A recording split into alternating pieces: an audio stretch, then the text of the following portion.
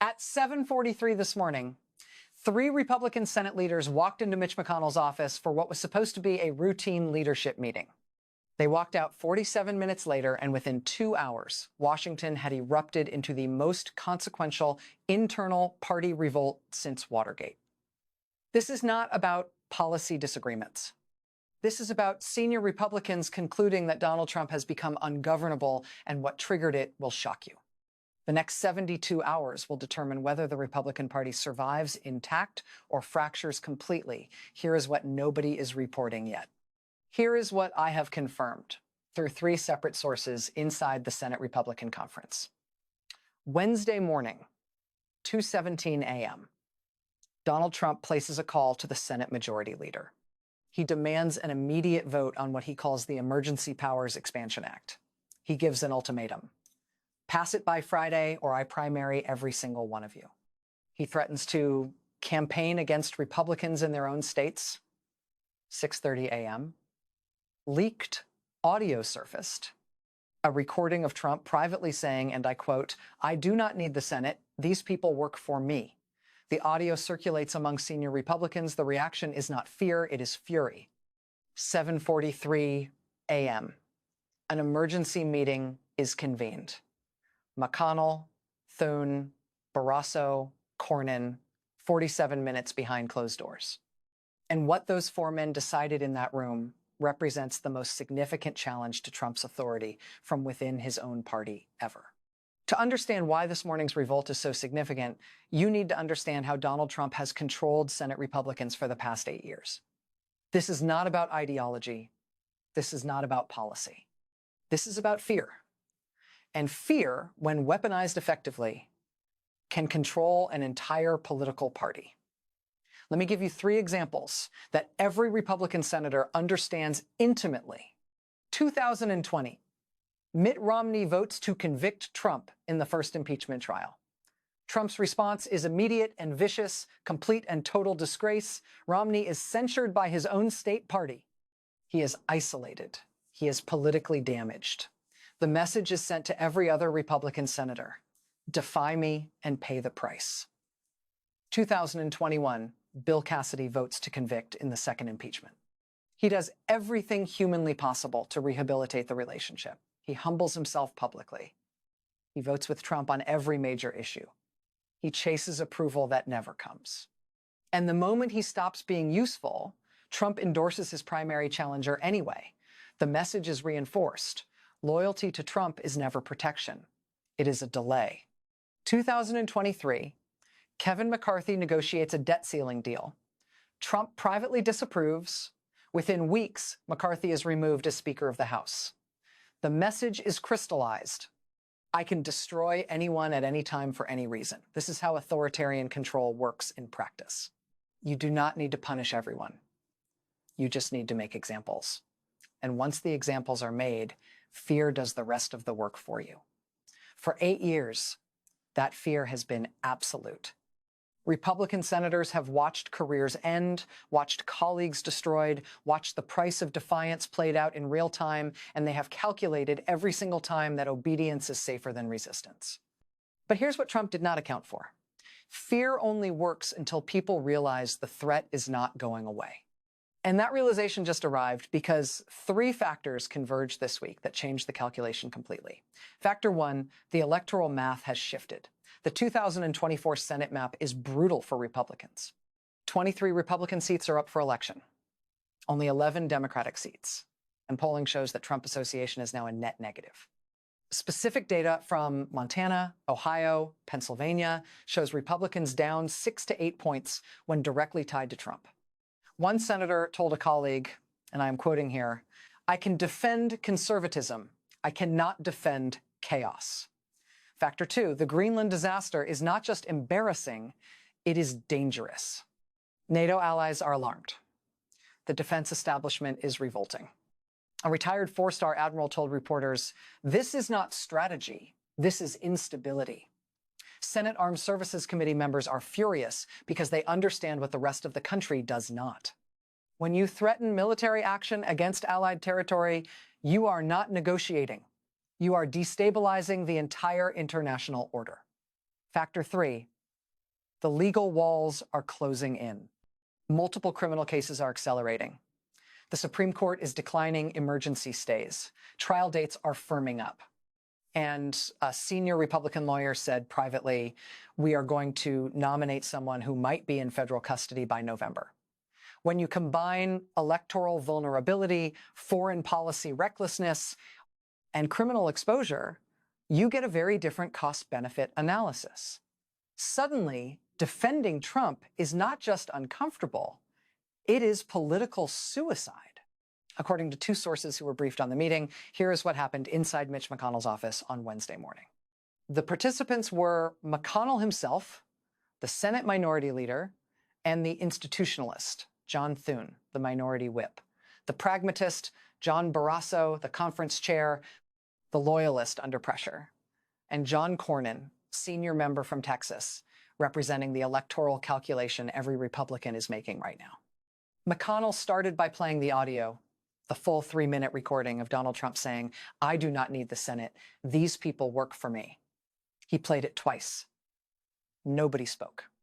The silence in that room, according to one source, was suffocating because every person sitting at that table understood what they were hearing. This was not a president frustrated with Congress. This was a president declaring Congress irrelevant. Then came the key exchange. John Thune spoke first. We cannot defend this. Not the Greenland rhetoric, not the emergency powers demand, not the threat to primary our own members. We cannot go on television and explain this to voters who are already exhausted. John Barrasso responded. And you can hear the conflict in what he said. If we oppose him publicly, he destroys us individually. You know this. We have watched it happen. Romney, Cassidy, Cheney, everyone who stood up, they are gone or politically irrelevant. How is this different? Mitch McConnell leaned forward. Here is how it is different. He is going to destroy us anyway. The question is not whether we survive politically. The question is whether we go down defending him or defending the institution. And I'm telling you, if we do not draw a line right now, there will be no institution left to defend. John Cornyn added the electoral reality. Texas polling has me down 4 points. Every single point is Trump-adjacent chaos. My voters do not want this anymore. They want stability. They want governance. They do not want their senator explaining why the president is threatening to invade Greenland. And this is where it gets critical, because what McConnell proposed was not just symbolic resistance. It was structural. He laid out a plan, draft a joint letter to the White House, state clearly that the Senate will not vote on emergency powers expansion, announce that leadership will not campaign with Trump unless the foreign policy rhetoric is moderated, and threatened that if he initiates primaries against sitting senators, leadership will support incumbents with the full war chest of the National Republican Senatorial Committee.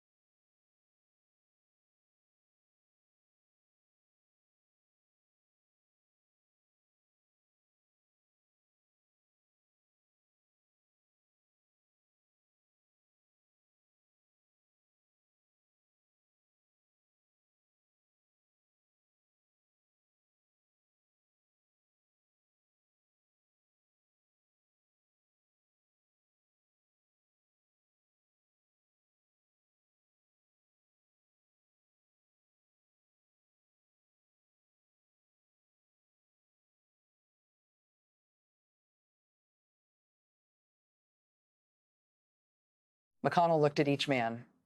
I need to know right now, are you with me on this? Thune said yes, immediately. Cornyn said yes. Barrasso sat in silence for what one source described as the longest 30 seconds of the meeting. Then he said, you are asking me to commit political suicide. McConnell responded, I am asking you to do your job. Barrasso said yes.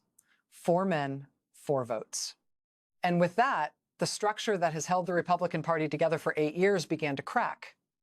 What happened next moved with stunning speed. 9:15 a.m. McConnell personally called 15 senior Republican senators. The message was simple and direct. We are doing this. Are you with us? 3 immediately committed. Mitt Romney, Susan Collins, Lisa Murkowski. These were expected, but 2 commitments shocked everyone involved: Lindsey Graham and Marco Rubio. Let me stop here because Graham's decision is the earthquake.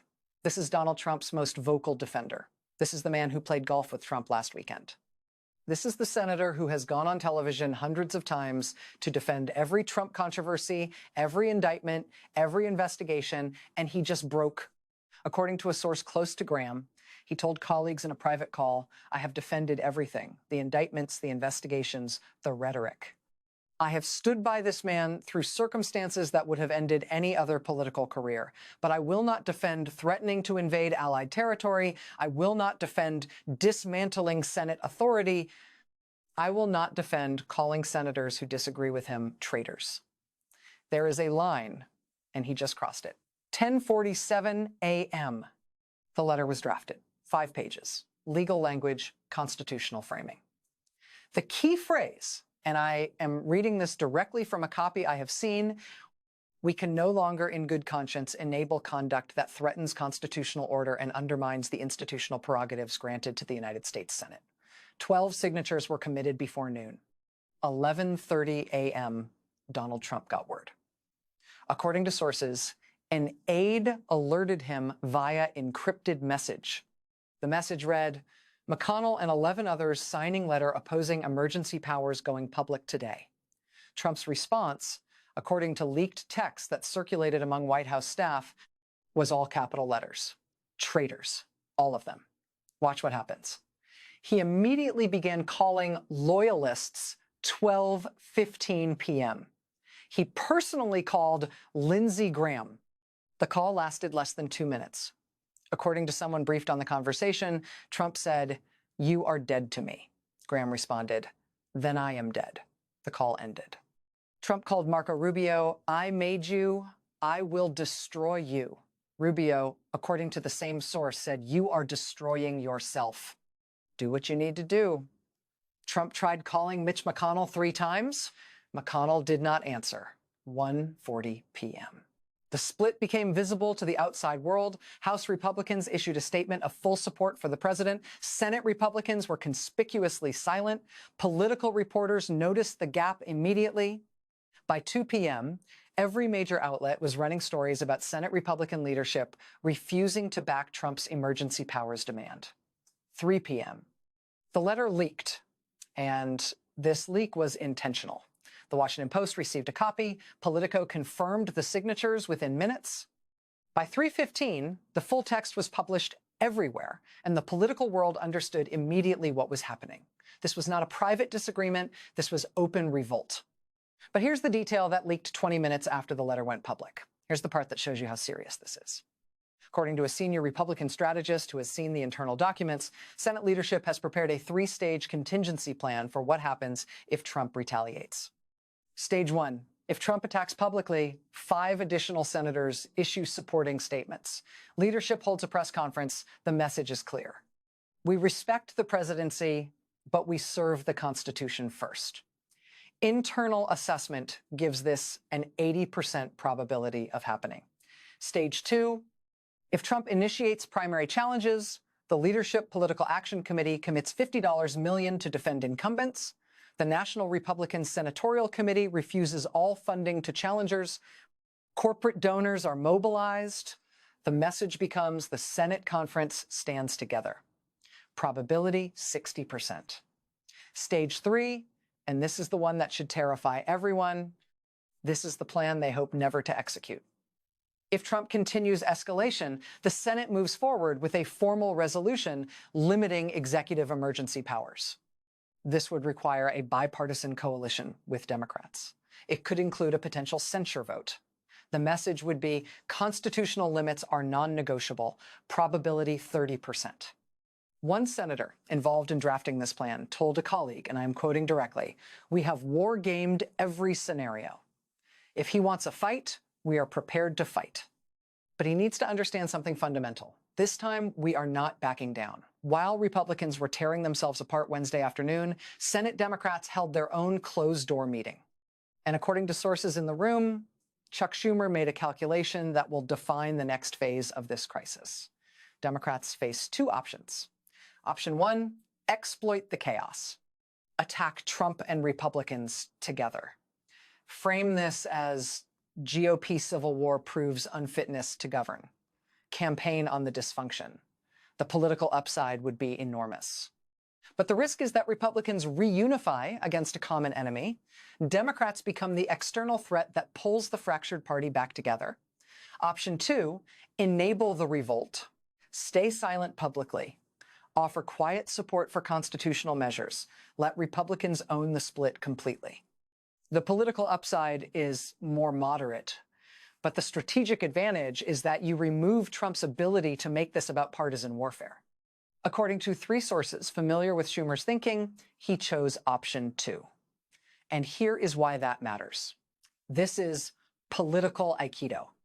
By not attacking, Democrats remove Trump's most effective weapon. When Republicans revolt and Democrats stay silent, the story becomes solely about Trump versus his own party. And that is a narrative Trump cannot win. Behind the scenes, Democratic leadership sent guidance to allies. No statements criticizing the Republican letter, no celebrations on cable news, no victory laps. Instead, quiet offers to co-sponsor emergency powers limitation legislation if Republicans move forward. The message to Senate Republicans is simple. We will help you do the right thing without making you pay a political price for it. And the Republican response to this strategic silence has been remarkable because when Democrats do not provide an enemy to rally against, the internal fractures widen instead of healing. Wednesday evening, 4:30 p.m., Donald Trump's Truth Social account exploded. 27 posts in 90 minutes, all capital letters. Rhinos destroyed the party. Primary them all. Senate leadership equals deep state. The fury is visible and uncontrolled. 5:15 p.m., the first primary challenge was announced. A MAGA-aligned challenger filed paperwork in South Carolina. The target, Lindsey Graham. Graham's response delivered to reporters outside the Senate chamber was 4 words. Bring it on. 6:40 p.m. Fox News primetime coverage split in real time. Sean Hannity defended Trump without reservation. Laura Ingraham expressed serious concerns about the Greenland rhetoric. Tucker Carlson said, Republicans are finally showing spine. Conservative media, for the first time in years, is no longer speaking with one voice. 8 p.m., corporate donors reacted. 3 major Republican donors issued a joint statement. We support constitutional governance and institutional stability. This is code. This is the business community saying we are backing the Senate, not Trump. 9:30 p.m. The count reached 17. 17 Republican senators, now publicly aligned with the McConnell letter. 5 more privately committed, but not yet public. And the magic number everyone is watching is 18. 18 Republican senators plus all Democrats would be enough to block emergency powers expansion. 18 means Trump loses. But what happened overnight, while Trump was rage posting and Washington was reeling, reveals something even more significant about where this crisis is heading. Thursday morning, 6 a.m.